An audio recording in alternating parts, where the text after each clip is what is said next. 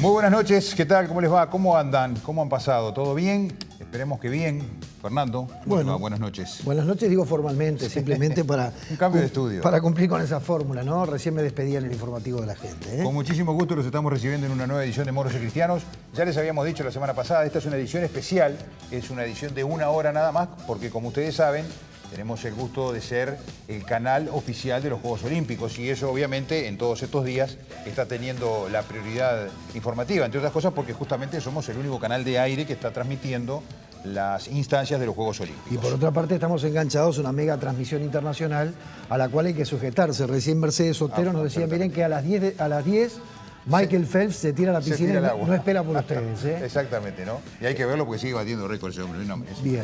Vamos a tener el gusto durante esta próxima hora de análisis, de reflexión, de compartir con ustedes una entrevista al presidente electo del Frente Amplio, a Javier Miranda.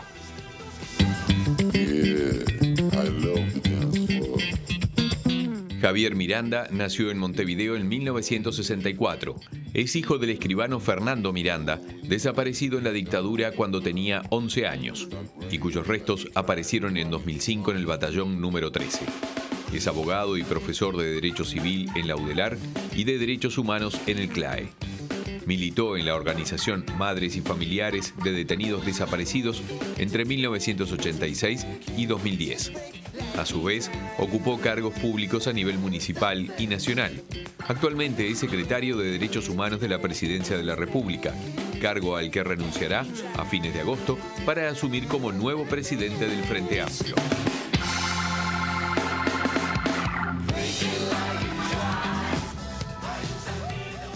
Bueno, como decíamos, con muchísimo gusto estamos recibiendo al doctor Javier Miranda. Javier, ¿cómo te va? ¿Qué tal, Luis, Fernando? Gracias por estar esta noche. Gracias por Desde el jueves hasta ahora no has parado, ¿eh? La verdad que es una maratón, pero bueno, se justifica, ¿no? Es un momento especial y creo que hay que salir a dar respuesta. ¿Se te ve entusiasmado? Absolutamente, absolutamente. Muy entusiasmado. ¿Y por qué ganaste, Javier? Qué pregunta, ¿no? Porque, a ver, te digo por qué pregunta. Creo que hay que analizarlo políticamente, ¿no? Y siempre hay un riesgo de soberbia cuando uno responde a estas cosas y quiero combatir la soberbia. Yo creo que uno de los problemas que tenemos en la política es la soberbia. Eso de cantar la justa, de tener respuesta para todo. Y eso creo que nos aleja a la política de la gente, a la participación política de la gente. Creo que hay que hacer un fuerte esfuerzo de volver a la humildad, de ser un tipo más de llano.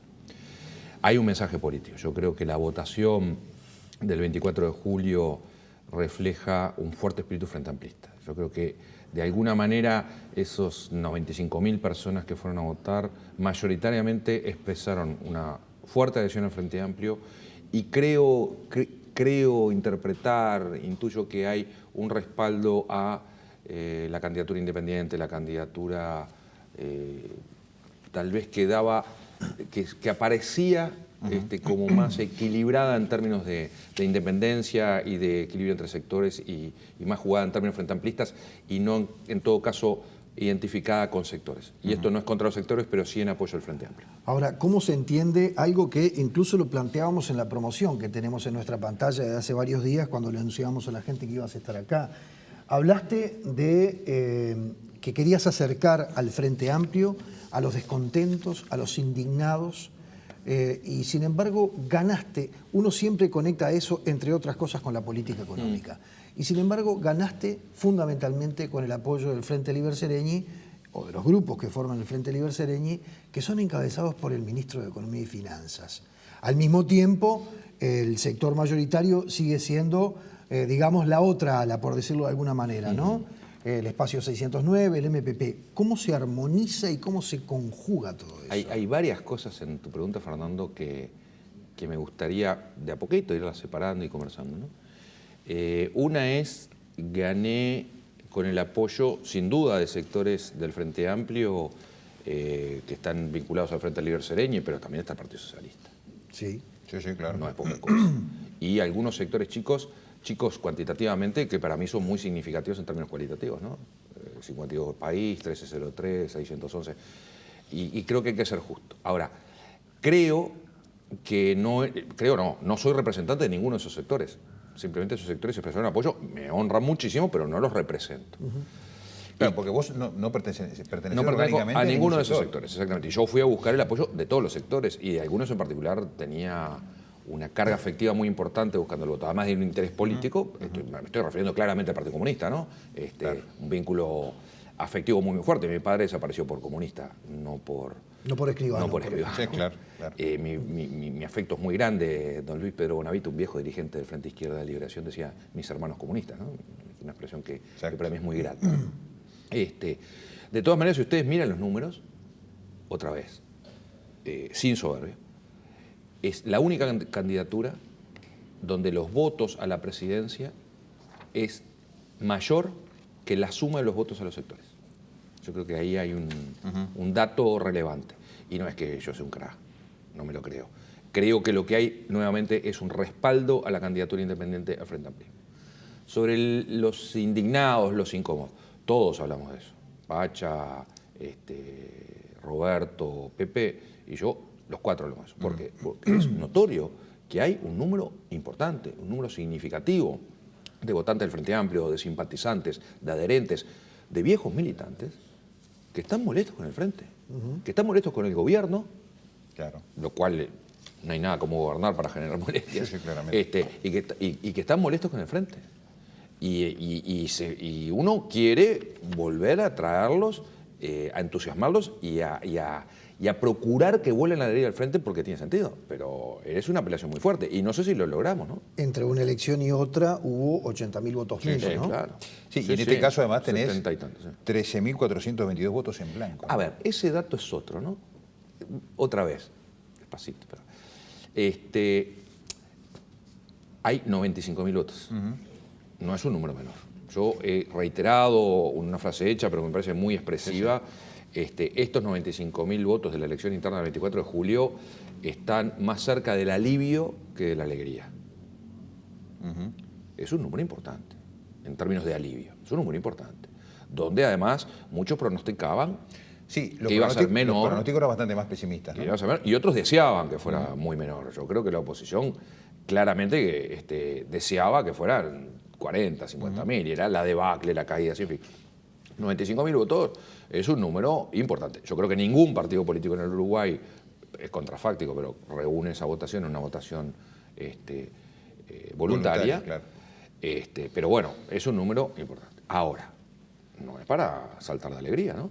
Porque es un hecho que en 4 años bajó notablemente la votación. Y eso es un dato político relevante y que hay que tomar en cuenta, que no es un dato menor y que sería una irresponsabilidad no considerarlo. ¿Y vos lo atribuís a justamente este tema de los problemas con la economía que se han planteado puntualmente ahora o aspectos políticos más amplios? No, creo que ver con otro inciden muchas cosas. Yo creo que inciden muchas cosas. Incide sin duda malestares por una situación económica que se complejiza y que genera una sensación de preocupación, entendible, legítima, que se traslada a la fuerza política, pero también errores propios de la fuerza política, errores de comunicación, visualizaciones de conflictos por puja de poder. Yo creo que hay un cierto... Esto es una presunción, me gustaría conversarlo más y sobre todo con los que saben realmente de esto, pero tengo la presunción de que hay un cierto alejamiento de la participación política cuando se vislumbra la participación política como una disputa de personas y de puestos de poder.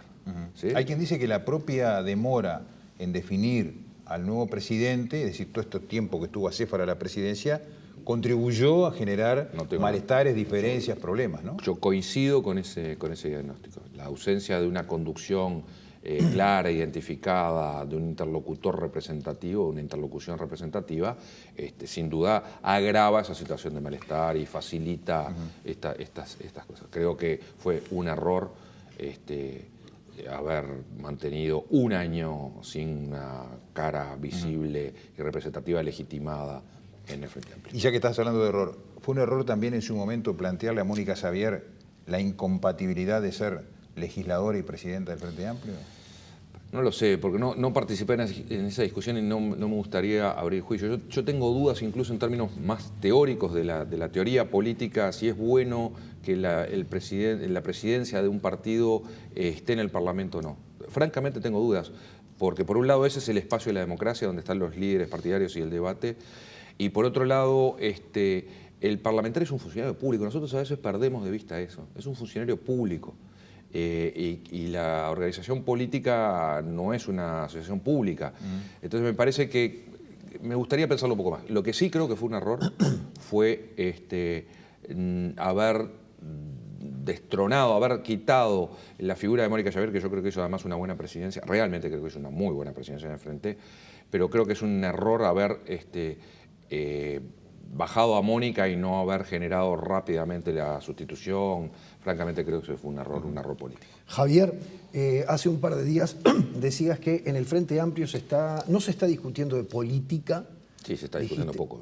Ahí está. Incluso dijiste, se están discutiendo cosas cortitas, por eso yo propongo que se discuta de política. Y ahí, de esta manera, de alguna u otra manera, te queremos llevar al terreno ideológico, que nos parece de particular importancia y me parece que a vos también. De acuerdo. Totalmente. Y lo voy a conectar con lo que recién dijiste, hiciste una breve referencia a la situación económica del país y al enojo que ha despertado en muchos sectores esa situación.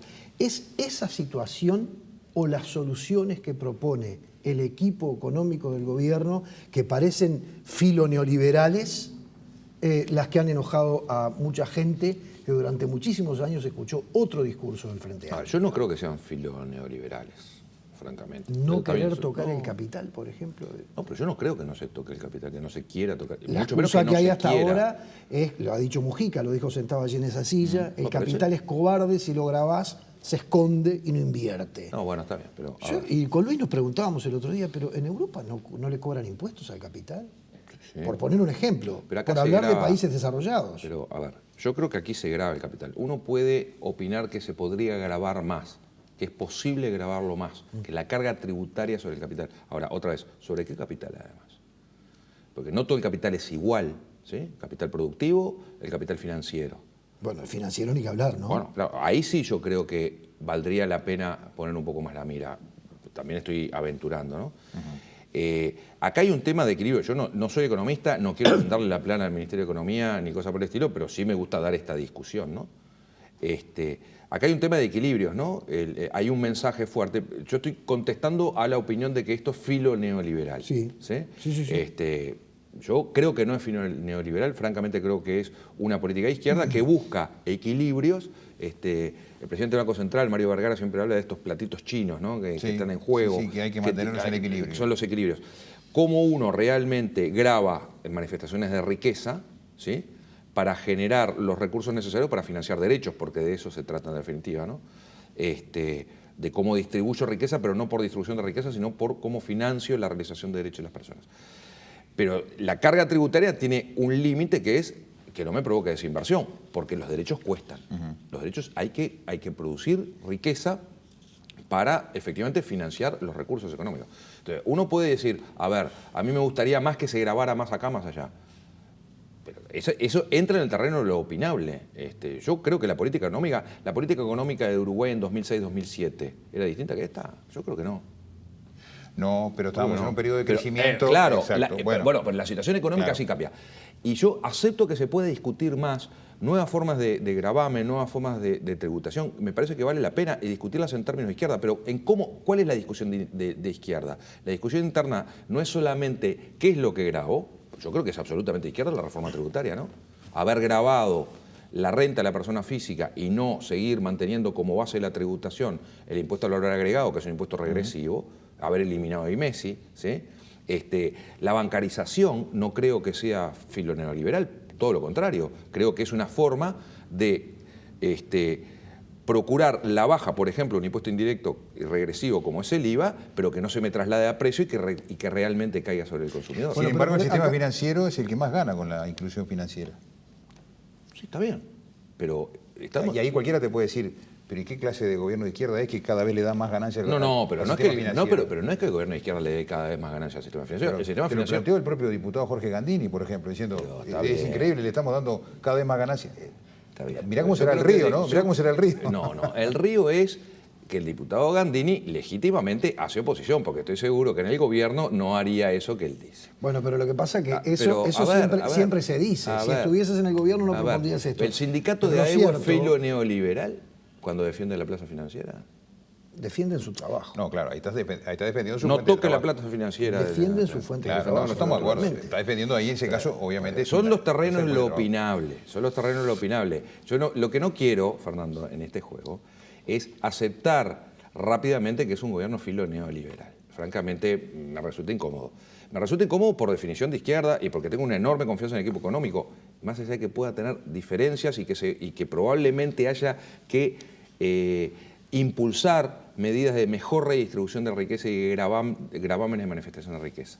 Pero no quiero dejar pasar como un hecho que esto es un gobierno. Estamos hablando solamente del aspecto económico, porque Exacto. en realidad lo que uno piensa cuando entra en este debate ideológico, para simplificarlo, porque esto es Este no es un debate ideológico, esto es un debate de instrumentos económicos que no van a la... No, porque ideológico es discutir la infraestructura y su relacionamiento con la superestructura. O en todo caso lo podríamos resumir en más Estado, más mercado, menos mercado. Esa relación, ¿verdad? Hacia allí te proponemos llevarte. Sí, encantado. Porque hay veces que uno siente la sensación de que el gobierno está como tímido, o sea, el gobierno del Estado, ¿verdad? El gobierno del Estado, que se sustenta en 3 poderes. Pero vamos a hablar básicamente del Poder Ejecutivo, que de alguna manera u otra manera tiene un protagonismo particular, ¿verdad? Más allá de que la expresión democrática más amplia es la del Poder Legislativo. Y hay veces que hay instrumentos, hay leyes que habilitan a que el Estado de una u otra manera intervenga en determinadas áreas y hay como una timidez. Te puedo poner un ejemplo que lo tenemos bien cercano de ayer o antes de ayer, este informe de la Comisión de Promoción y Defensa de la Competencia, haciendo referencia a Uber. Un informe que deja absolutamente de lado algo que es lo más visible, lo que más rompe los ojos. Uber está quebrando el Estado de Derecho. De acuerdo. De acuerdo. Y sin embargo todo el mundo lo lleva para el lado de la competencia, para el lado del mercado. Pero ¿Y nuestras leyes? ¿Soberanas? Despacio, despacio. La economía, primero, estamos en una economía capitalista, ¿no? Claramente. El modo de producción es un modo de producción capitalista y la revolución socialista no la pudimos hacer y aquellos que sostuvieron una tesis de socialización de los medios de producción como paradigma del socialismo, no solo no lograron la revolución aquí en Uruguay y esa transformación del modo de producción, sino que además no lograron sostenerlo en las experiencias históricas que se dieron de socialización de los medios de producción, claramente. Estamos dentro del régimen capitalista. El Frente Amplio no es anticapitalista. No es anticapitalista. Hay sectores que son anticapitalistas y sectores que no son anticapitalistas. Eso es el Frente Amplio. ¿Sí? No tiene una definición anticapitalista. Estamos jugando dentro del modo de producción capitalista. Dentro del modo de producción capitalista, el mercado es una de las variables. Yo lo que no quiero es mercado desregulado. Eso es lo que no quiero. Y creo que eso es una posición de izquierda. ¿Sí? Y en el tema de Uber, mi problema no es Uber sí, Uber no. Mi problema es Uber jugando en un mercado no regulado. Ahora, la economía capitalista, el modo de producción capitalista, esto es discusión ideológica, va mucho más en camino de Uber, de pedido ya y de mercado libre que de TEM, Funza, Ferrosmal o Campo Mar y Soblas. O sea, aquella relación capital y trabajo, que es la relación fundante del modo de producción capitalista. Fundante. Esto no es valoración, es descripción. Claro. O en todo caso es teoría, ¿no? Es definiciones, son definiciones analíticas. La relación capital y trabajo no es igual en 1960 que en 2016. No existe más.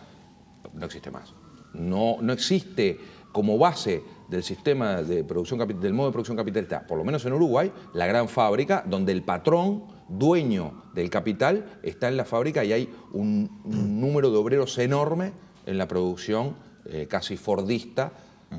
No es así.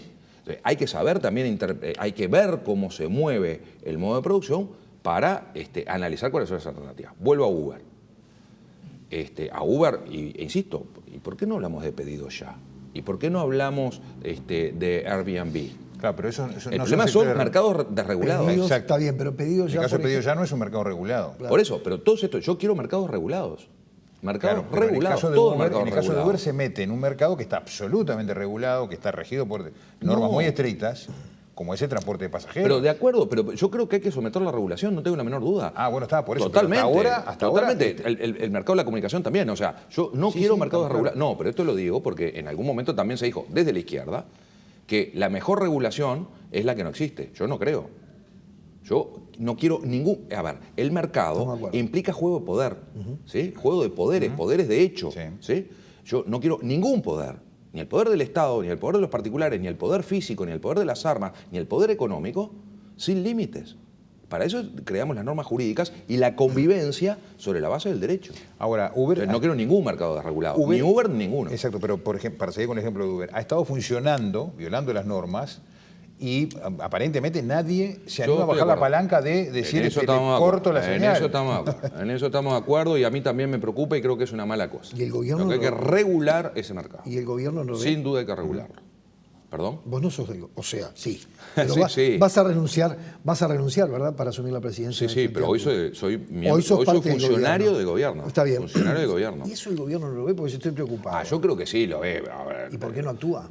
No sabría responderlo, francamente. Yo creo que hay que actuar. Pero no sabría responderlo. Francamente, no sabría responderlo. Yo ahí coincido contigo, Fernando. Yo creo que habría que regular. Realmente hay que regular. Otro ejemplo. Vamos a ir a la pausa. Hay muchos ejemplos. Sí, hay otro. Te lo dejo planteado. La Ley de Servicios de Comunicación Audiovisual.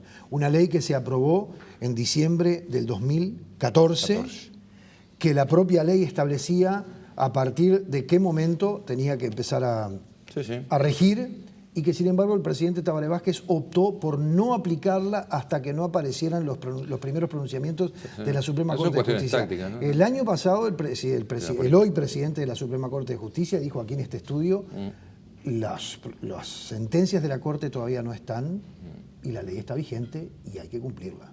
No, yo estoy de acuerdo, pero y creo que son déficits sin duda. A ver, yo pongo otro ejemplo. No estamos cumpliendo la ley de cuota en materia de discapacidad en las funciones públicas. Y eso también me preocupa. Es cierto, hay un montón de leyes, hay disposiciones que no se aplican, que no se llevan adelante las políticas, y me preocupa. No tengo respuesta para todo eso. Bien. Y me preocupan igualmente y soy crítico de esos posicionamientos, incluso siendo funcionario de gobierno. ¿Tenemos que hacer la pausa? Sí. Hacemos la pausa, ya volvemos con el presidente del Frente Amplio, Javier Miranda.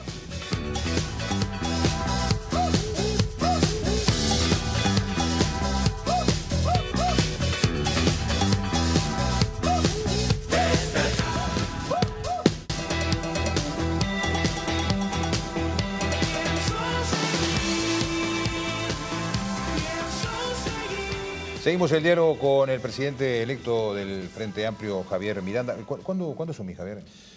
Y bueno, el mes que viene, en septiembre, entre el 3 y el 17, por ahí va a andar. Estamos terminando de cerrar la fecha. ¿Y todo este tiempo lo estás dedicando a contacto con los sectores? a surcir, a dialogar, a buscar... a ver, más allá del chiste, sí, a buscar conversar con los sectores fundamentalmente para conformar el equipo.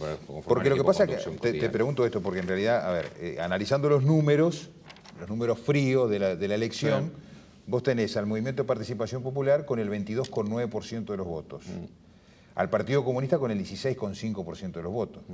Ahí tenés más de la tercera parte del electorado concentrado en esos dos sectores, ¿no? Más del 30%, claramente. Sí. Sí, estoy viendo, a ver, para dónde va. No, porque ¿se suman? Bueno, pero en general han coincidido en los planteos. ¿Ideológicamente no se suman? En la propuesta. No estoy de acuerdo. ¿No? No estoy de acuerdo. ¿Puede decir que no? Pero la prueba está que fueron con dos candidatos distintos.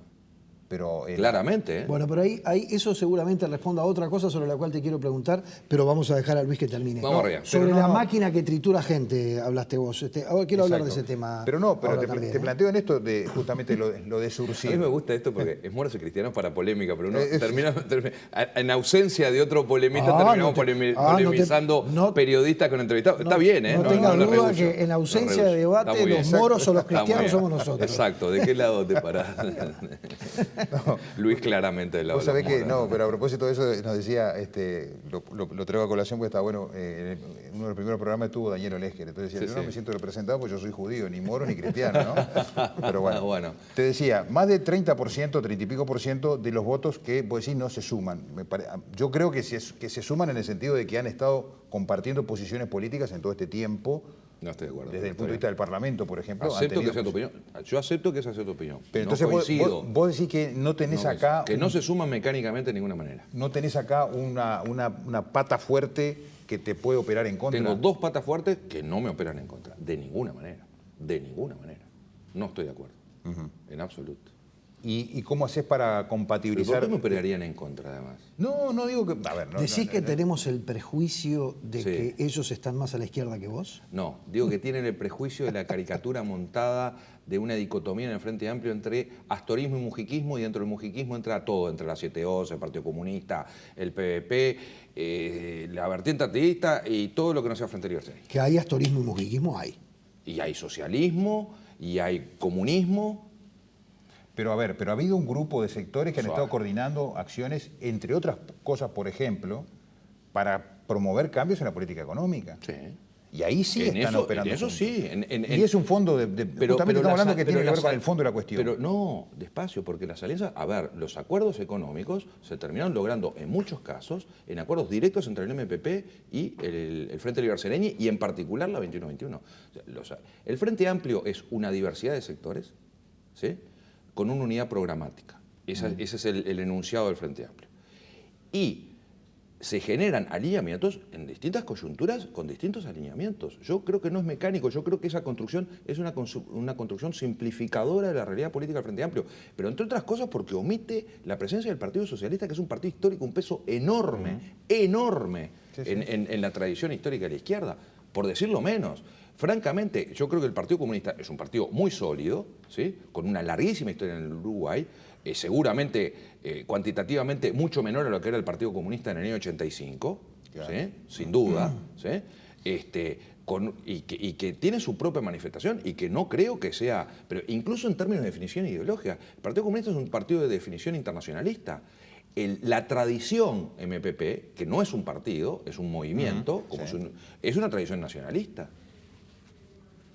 Despacio, ¿eh? Yo creo que, por eso digo, ojo con estas. Obviamente no estoy acusando a ninguno de ustedes, estoy intentando desmontar un discurso que yo creo que está instalado, que es un discurso muy maniqueo, creo yo, un discurso poco profundo, dicho con el mayor respeto, que lo que hace es generar ciertos estereotipos y luego hace una amplificación universalizante, una inducción amplificante, que obviamente comete errores, porque no ve la realidad, no permite ver la realidad. Los alineamientos no son parejos. Y mucho menos que ahí yo tengo una posición. Javier Miranda, una posición. Francamente, hoy estuve reunido con una parte de la dirigencia del Partido Comunista y claramente me manifiestan, y lo creo, totalmente lo creo, Javier, no tengas duda que nosotros te vamos a defender, tenés un aliado, por supuesto que vamos a discutir, pero no tengas la menor... Y estoy convencido que así va a ser, no tengo la menor duda. Claro. No creo que tenga... Yo no soy opositor. Mi condición de independiente incluso mejora esa situación de los resquemores en los sectores. Javier, ¿cuál es la política que hay que discutir? También hablaste de la necesidad de actualizar al Frente Amplio. Son dos conceptos que seguramente se unen, ¿no? Hay que modernizarlo, hay que renovarlo y hay que actualizarlo, sin duda. Bien, pero ideológicamente... Pero el Frente Amplio no es una unidad ideológica, yo insisto, está claro. No lo es.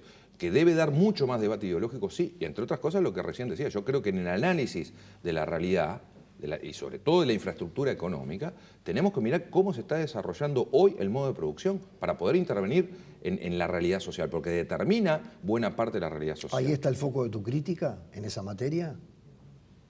Ahí hay una parte de la crítica, pero... A ver, la crítica hacia la interna del Frente Amplio es, yo quiero discutir más en términos de ideas, ¿sí? Y discutir mucho y con cabeza más abierta, intentando... Es aquello de la decimotercera tesis de Feuerbach, ¿no? Se trata de transformar la realidad, pero se trata de interpretar la realidad, pero no solo interpretarla, sino de transformarla. En realidad decía, los filósofos se han dedicado a interpretar la realidad y lo que se trata de transformarla. Pero necesitas una buena interpretación de la realidad para transformarla. Bien, ¿y a qué te referís con los modelos de producción? Hay un modo de producción. El modo de producción, el capitalismo es un modo de producción histórico, como fue el modo de producción feudalista, como fue el modo de producción esclavista. Son modos de producción, son formas de cómo se produce la riqueza en la sociedad, cómo se distribuye la riqueza en la sociedad. O sea, que no te estás refiriendo, por ejemplo, a la matriz productiva del país, que en realidad eso podemos quitarlo de lo que es la discusión ideológica, porque hay mucha gente que observa que el Uruguay no ha logrado cambiar su matriz productiva, que está, por ejemplo, que incluso esto es un perjuicio para el Estado, sí. ¿no? Está, por ejemplo, exportando solamente materia prima, básicamente. Poco valor agregado. Con poco valor Poco agregado. valor agregado, y ahí sí yo creo que hay que intentar hacer una apuesta fuerte a producción de mayor valor agregado y en particular en la producción de tecnologías, ¿no? Y de pensamiento. O sea, no solo de valor agregado sobre materias primas, sobre soja, carne, lana, lo que quieran, o cualquier tipo del desarrollo de la agricultura, sino también en la exportación de servicios, en la producción de servicios, en la producción de inteligencia, ¿no? Software. Bueno, hoy creo que tenemos una matriz energética totalmente distinta. Acabamos de apagar la Central Valle, noticia que pasó más o menos desapercibida, pero no utilizamos más fuel oil para la producción de energía eléctrica. Es muy interesante. Y esto es una revolución, una verdadera revolución que se ha dado en los últimos 10 años, 12 años. Formidable lo que se ha dado en ese terreno. Yo creo que estas cosas hay que estarlas mirando también, ¿no? Y las proyecciones, las planificaciones a largo plazo. Ahora, Javier, hablando de lo que está pasando en estos días, ayer hubo una marcha de los gremios universitarios encabezada por el propio rector de la Universidad de la República, con algunos de sus decanos, con apoyo del movimiento estudiantil, con apoyo de los funcionarios. Una cosa muy pesada, muy fuerte, viéndolo desde incluso para el exterior, digamos, la gente que lo ve del exterior dice, pero ¿qué está pasando? El gobierno del Frente Amplio le niega recursos a la Universidad de la República, que ha sido históricamente... El gobierno del Frente Amplio tomó una resolución presupuestal que a los gremios no les satisface. De todas maneras, esa manifestación pública, ¿cómo la ves vos en un contexto como le presto muchísima atención. Le presto muchísima atención, me parece absolutamente relevante, sin duda. ¿Cómo la estoy viendo? Y la estoy viendo con preocupación. El que no logre satisfacer demanda social legítima, la miro con preocupación. Sin duda, le presto atención y quiero ver cómo se hace. Ahora, se avanzó muchísimo. El propio rector de la universidad, Marcarián, decía, no, en realidad logramos que todos los recursos que se iban a postergar no se posterguen. Eso lo dice Marcarián hoy. Sí. O sea, dieron una batalla que a mí me parece legítima la batalla, absolutamente legítima la batalla, para que no se postergara como venía en el proyecto original la inversión en la universidad para 2017, para 2018. Exacto. Y eso se logró. Hablando de la modificación se hace. Hay que leer a Marcarián lo que dice Marcarián hoy. Sí, Me parece claro. muy leal lo que dice Marcarián hoy. Y hablando de ideologías, te planteo un Pero eso no es un tema ideológico. No, es un está tema claro que no, pero quiero decirte, para simplificarlo, hablando de ideología, te planteo un ejemplo de lo que pasó hoy. La respuesta del presidente de la República a los reclamos del PIT-CNT a propósito de las modificaciones en las pautas No sé bien salariales. porque me pasé en todos los programas de televisión, no tuve tiempo ni de hablarlo, el pero presidente cuéntame. atendió Sí, y sí. No, eso sí, por recuperó, admite que se negocie en base a las pautas de 2015 y no la de 2016. Ajá. Media hora después de eso sale la Cámara de Comercio en pleno, sus autoridades, sus asesores económicos, a cuestionar severamente esta decisión del gobierno. Allí hay una contracara notoria de... Pero esos son los posicionamientos. reflejos de los intereses de la sociedad. Y ahí está el juego de los partidos políticos y de la política. Con la función de síntesis, de mediación en la sociedad de los distintos intereses sociales. Los partidos políticos no son ni los sindicatos ni los movimientos sectoriales, que tienen una reivindicación de sector. Lo decíamos hoy, AEU defendía su fuente de trabajo. ¿Sí? Es legítimo que el sindicato defienda los intereses corporativos de su sector. Es absolutamente legítimo. La función del partido político es la de síntesis de los distintos intereses sociales que están en juego. Yo creo que, y el año pasado sobre todo se vio mucho, la ausencia de la mediación política de los partidos.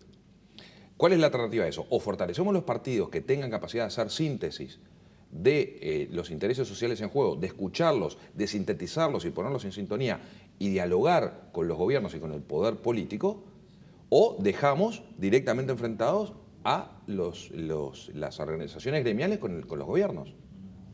Yo prefiero la primera opción porque es la opción de la democracia. Esta otra opción es una opción de fortalezas, de lucha de quien tiene más poder de hecho en la discusión. Claro, lo que pasa es que hay aspectos concretos. No, esto es una crítica al sistema de partidos políticos, Sí, sí. de su capacidad de hacer síntesis del movimiento social. Bien. De su incapacidad. Acerca de la referencia que hacía Luis sobre la reacción inmediata de la Cámara Nacional de Comercio y Servicios del Uruguay, vos decís una reacción natural, obviamente que es una reacción Que no quiere decir que la comparta. pero tiene un elemento en el medio que seguramente es el más visible, por lo menos para las personas de a pie, por utilizar un término que lo podamos comprender todos. Y es que en el sector comercio es donde se pagan los salarios más bajos. Totalmente y de en acuerdo. esa Cámara está, por ejemplo, todo el sector de los supermercados. Estoy totalmente de donde acuerdo con ganan eso. 14, No, 15 por mil eso. pesos por mes la gente que A ver, trabaja. pero eso, que yo entienda la reacción no quiere decir que la comparta. Pero No la claro, pero hay comparto, mucha y yo gente que creo se pregunta hay- cómo ha pasado tantos años después de que en Uruguay se instaló un gobierno de izquierda y todavía tenemos realidades de esa naturaleza. Es mucha la gente que gana por debajo o en el entorno de los 15 mil pesos por Sí, mes. sí, y Lo eso hemos es un dicho en problema cada uno de los enorme. programas. Eso es un problema enorme. ¿Y qué pasó? Y las diferencias no se pudieron superar. No, yo no creo que haya sido a falta de voluntad, francamente, porque eso es jugar a intenciones, ¿no? En los hechos no se pudo superar brecha salarial. Yo creo que se mejoró muchísimo, mejoró el salario real permanentemente, se achicó el índice de Gini, o sea, los niveles de igualdad, la medición de la igualdad se mejoró, pero seguimos teniendo niveles de desigualdad muy fuertes. Tenemos profesionales en este país que ganan sueldos enormes, altísimos, de 300 y 400 mil pesos, y tenemos sueldos de 15 mil pesos. Claro, pero Esa diferencia es inaceptable y la vocación de la izquierda es justamente la de achicar esas diferencias. Ahora, bueno, y ahí entran las gremiales a trabajar también, ¿no? Pero perdón por la insistencia, porque vos me decís, la vocación de la izquierda perdonado. es achicar esa brecha y volvemos a algo que planteábamos hace algunos minutos, creo que en el bloque anterior. Por ejemplo, tuvo que venir un diputado del Partido Nacional a plantear que se grabaran las ganancias extra que están teniendo los bancos Pero me parece ahora muy bien con la ley de inclusión que la financiera. población vote y el ministro al de diputado, Economía, pero pará, que déjame vote terminar, al diputado déjame Blanco a ver si formularte mejora la pregunta, que yo distribución. soy medio larguero para formular Sí. la pregunta y lo reconozco. Y el ministro de Economía pega el grito. Y ahora legisladores del Frente Amplio proponen terminar con las exenciones tributarias que surgen a partir de las donaciones y otras donaciones. Pero esos son peras con bolitas de ping-pong. No sé por qué. A ver, francamente, el tema de las exenciones, de las devoluciones tributarias por las donaciones que las empresas hacen a las universidades privadas, su capacidad de incidencia en la redistribución de la riqueza tiende a cero. No tiene nada que ver con la regulación salarial. Pero hay un componente, pero que hay un son componente distintos. ético y político Bueno, también. pero, en todo pero esto. vamos a hablar de la ética y la política, vamos a hablar de la incidencia que tiene. Porque cuando hablamos De los- todo. No, sí, pero no de todo junto a la vez. Si no es imposible. No, de todo junto a la vez no se puede. A ver, achicar las diferencias salariales, yo creo que es un tema central en la política izquierda, sin duda, ¿sí? Y mueve la aguja. Y la redistribución de la riqueza y las disparidades salariales, y las disparidades salariales en función a igual trabajo por diferencia de sexo, ¿sí? Es inaceptable. ¿Ah? Y esas cosas mueven la aguja. Las exenciones tributarias, los incentivos tributarios dados a las empresas para las donaciones a sociedades privadas, yo no digo que no haya que discutirlo, por supuesto que hay que discutir, pero no tiene la misma magnitud. Primero porque sería redistributivo, y el salario es distributivo, no redistributivo, ¿sí? Y además porque la capacidad de incidencia es totalmente distinta. Entonces, discutamos los temas de a uno, ordenadamente, porque tienen distinto grado de profundidad en la discusión. Sí tiene un carácter redistributivo muy, muy fuerte el tipo de tributo, el diseño de la tributación y de gravamen. Cuánto más grabamos el capital, qué capacidad más hay de grabar el capital, esas cosas sí, pero francamente lo de las exenciones tributarias a las universidades, yo no digo que no haya que discutirlo, porque sí creo que hay un mensaje político y ético ahí importante. Yo creo que hay que discutirlo. Sí, en términos Creo que hay que en discutirlo. términos de señales puede ser una cosa muy complicada. Sí, también quiero ver cuándo se discute, en qué oportunidades se discute. Pero yo tampoco quiero discutir todo a la vez. Puede decir que no debería plantearse en términos de discusión de rendición de cuentas, por Claro, ejemplo. yo creo que surgió muy, muy fuerte en un momento donde, como no cambiaba radicalmente la situación, no me pareció oportuno, es una opinión, evidentemente, y no quiero, porque yo creo no, efectivamente me pasé tal vez en algún juicio cuando acusé esto de, algún tipo de segunda intención. Pongo marcha atrás, no tengo ningún problema. Pero francamente creo que es una discusión que no era oportuna en ese momento. Es una opinión, y sí me gustaría discutirlo. A mí, yo creo que vale la pena discutir los incentivos tributarios en general en todos lados. Perdón, ¿en qué pusiste marcha atrás? No te entendí, no entendí la palabra. Claro, porque yo salí muy fuerte a decir que haber instalado esta discusión podría ser oportunista, perfilista. Perfilista, ahí está. Y eso, pido disculpas. No pensás francamente. eso. Bien. O en todo caso me llamaron la atención legítimamente, che, Javier, me parece que te pasaste, está bien, reconozco, me pasé, pongo marcha atrás, no quiero agraviar de ninguna manera y sobre todo no quiero juzgar intenciones, quiero juzgar hechos, ¿sí? Sí creo que la discusión es inoportuna, pero no voy a reiterar un error que es agraviar a sectores o a personas. Bien. Tenemos que hacer la pausa nuevamente. Ya volvemos enseguida. Venimos enseguida.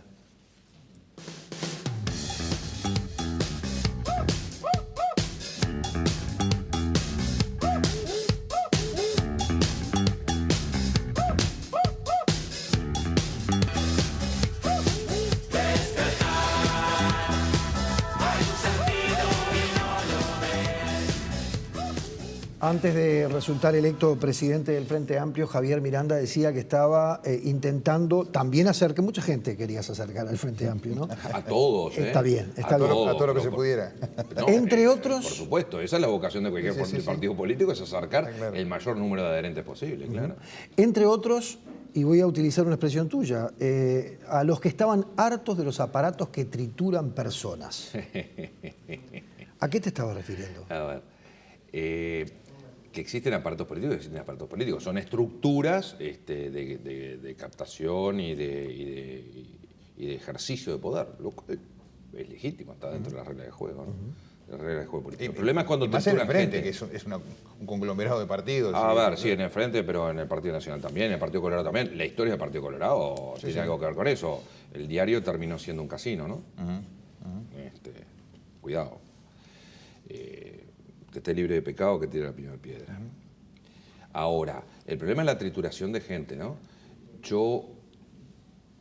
Y esto también es un posicionamiento ético-político y en consecuencia ideológico, yo creo que la política también tiene que ser a escala humana. Ese es el hombre de Vitruvio, ¿no? El dibujo aquel de Leonardo da Vinci, el ser humano como medida de todas las cosas, ¿no? Y a veces la política se convierte en una herramienta despiadada, tipo House of Cards, donde lo único que importa es el poder y no importa nada a la persona. Yo contra eso quiero reaccionar. ¿Pero lo ves adentro del Frente Amplio? Adentro del Frente Amplio, dentro del Partido Nacional, dentro del Partido Colorado, dentro de la política. Pero fuiste electo presidente del Frente Amplio, Javier. Claro, pero analizo la realidad política. No, está bien, pero contigo queremos hablar del Frente Amplio. Por supuesto que lo veo dentro del Frente ¿Y Amplio. cuáles son los sectores que...? No, no son sectores, son personas. Son prácticas de grupos, de personas y de sectores, pero no hay uno. A ver, no voy a decir que el MPP hace eso, si es la preconcepción que ¿Por qué lo nombraste si no te lo nombramos? Porque yo sé que hay una preconcepción en ese sentido, y en particular lo hay con el Partido Comunista. Son las preconcepciones instaladas. Soy consciente que esas preconcepciones existen. Y yo creo, primero, creo que no son reflejo real de las cosas, y segundo, por supuesto que lucharla sea del sector que sea. O sea, la lucha del poder por el mero poder, sin consideración a las personas, creo que es una mala práctica. Es una pésima práctica. Y ese es un posicionamiento ético-político. Y lo otro que había, en una entrevista en La Diaria, que a mí me gustó mucho, al principio de la campaña, ¿por qué te metés vos entre los tigres? Y porque creo que la política no debería ser solo de tigres. Porque si la política es solo para tigres, la política es una conducción oligárquica de la sociedad. Y por eso hizo tanto hincapié en volver a ser el partido de los comunes, de la gente común. Porque si no, estamos matando la posibilidad de la participación social en la construcción de la sociedad. ¿Cuál es la alternativa a la despolitización, a la no participación en las estructuras políticas?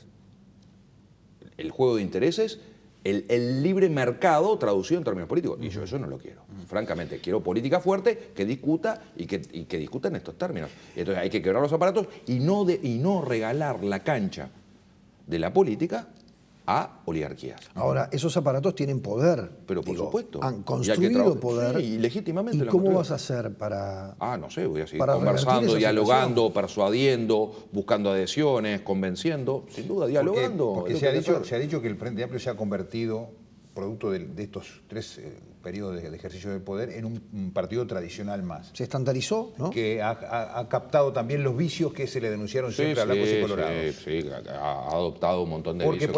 por ejemplo, hay algo que se plantea y de repente genera mucho malestar en la gente, y es, hay un dirigente que perdió la diputación y termina en un cargo en un ente público. Una práctica que se denunciaba era histórica de blancos y colorados. Yo creo que son prácticas inadecuadas, francamente hay que combatirlas y hay que revertirlas. Y para eso lo que hay que hacer es participar en política, no retirarse de la política. Justamente lo que hay que hacer es meterse más adentro de la política y proponer que eso cambie. Pero sin duda, yo creo que esas prácticas existen, ¿no? Tal vez no sean prácticas sistemáticas, quiero creer que no lo son, pero en todo caso lo que digo es, ¿cuál es la alternativa a eso? ¿Retirarse de la política? Esa es la propuesta empresariales, de conducciones empresariales de los estados. Sí, ejemplos tenés varios, ¿no? y algunos trágicos. Incluso en Uruguay, porque Edgardo Novi es un ejemplo del empresario que aspira Yo creo que sí. a meterse en la política. Sí, y yo creo que sí, la desideologización del debate político. Sí, sí, claro, es muy peligroso para el sistema político y para la convivencia democrática de la sociedad. Sí, creo que es malo. Francamente creo que es malo. Esta propuesta de desideologización del debate político, yo creo que es muy mala. Primero, porque también es una ideología. ¿Qué es una ideología? Es un sistema, ¿no? Es un conjunto de ideas, pero sistemática, o sea, enlazado por algún tipo de relación, o sea cual sea. Es un sistema de ideas y valores. ¿Sí? Este pragmatismo predicado empresarialmente es un sistema de ideas y valores. Es tan ideológico como el marxismo-leninismo. Está claro. O sea, no me disfracen claro. por cargas semánticas de las palabras. No, está claro. Y el gobierno del mercado, que muchas veces se propone, incluso desde estructuras altísimas, que están a años luz de esta mesa, y están a años luz incluso de quienes hoy en día, por ejemplo, en los distintos países tienen o ejercen el poder. Ese es un tema que hay que discutir, de verdad. Ese es absolutamente profundo. La globalización de la economía y del mercado y la no globalización de la política y del derecho. Exacto. Ese es un tema enorme. La política y el derecho sigue afincada sobre los estados nacionales cuando la economía no está afincada sobre estados nacionales. Entonces hay una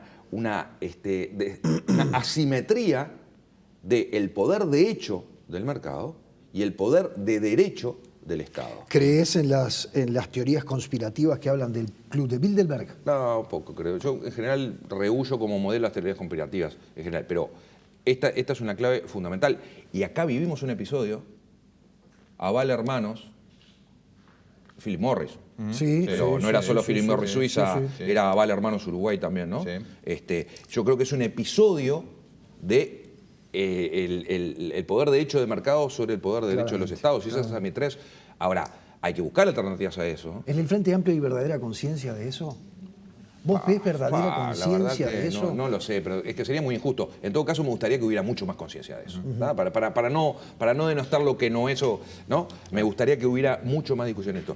Hay un tema ahí que es central, que se expresa para mí en esta máxima. Yo no quiero el gobierno económico de la política. Quiero el gobierno político de la economía. Es otra vez las regulaciones del mercado, la regulación de la vida en sociedad. Sí, claramente. No quiero poderes sin límites. Y los límites son los de regulación, y la regulación del derecho. Yo soy un hombre de derecho, pero reivindico mi vocación por el derecho. Justamente el derecho es el sistema civilizado para la convivencia. Bien. Y para el no ejercicio del poder sin límites. Nos quedamos sin tiempo y Fel se va a tirar al agua en cualquier momento, ¿no? No nos Y a mí me van a tirar al agua. Vamos a tirar al agua también. Conversando. ¿El Frente Amplio corre riesgo de perder el gobierno? Siempre. Cualquier partido político siempre corre el peligro de perder. Claro que sí. Esa es una respuesta fácil. Claro, y la hago a propósito. No me la des ahora cuando tenemos que seguro, terminar. porque no te doy Es chance una a contestarla. papa esa respuesta. Pero claro que corre peligro. Y mucho más después de 3 años de gobierno. Por supuesto que sí. Por supuesto que sí. Bien. Javier, ha sido un gusto tenerte por acá. Encantado, vale la pena. Éxitos en tus tareas y por supuesto nos seguiremos viendo en algún momento. Encantado, porque, a ver, para cerrar, en todo caso, yo creo que vale la pena estos debates, ¿eh? Sí. Porque hay casi que una función. Nos gustaría juntarte con el presidente del directorio del Partido Nacional, por ejemplo, en algún momento. Encantado, yo converso con O con el secretario general del Partido Colorado. Sí, pero para discutir ideas, por supuesto. Sí. La discusión de ideas es siempre bienvenida, incluso para no estar de acuerdo. Está hecha la invitación. Vamos a hablar con el senador. Tenemos que hablar con el Vamos a senador. hablar con ¿Cómo el mañana? senador Luis ¿Cómo Alberto mañana? Heber. Mañana van y le dicen a Heber, che, mirá que Miranda hace todo, ¿cómo no vas a venir claro, vos? Entonces claro, generan exacto. esta sociedad del espectáculo. Ya que tenemos de un repente programa. te Sí, hace. porque además preguntabas por qué se llamaba Moros y Cristianos, Sí, hubo una exacto, tanda. ahí está. Le explicamos que en realidad siempre tratábamos de que hubiese dos miradas contrapuestas está y ahí a Luis se le ocurrió preguntarle si estaba dispuesto a sentarse en esta Yo creo mesa. que eso es socialmente con bueno. Está bueno, bien, sí, creo claro que que es sí. socialmente bueno. Por eso lo hemos hecho. Bueno, muy bien, ha Gracias, sido un A gusto ustedes, encantado. compartir con ustedes también. Los esperamos el próximo miércoles, como siempre, a la hora 21. Que pasen bien, ¿eh? Que pasen bien.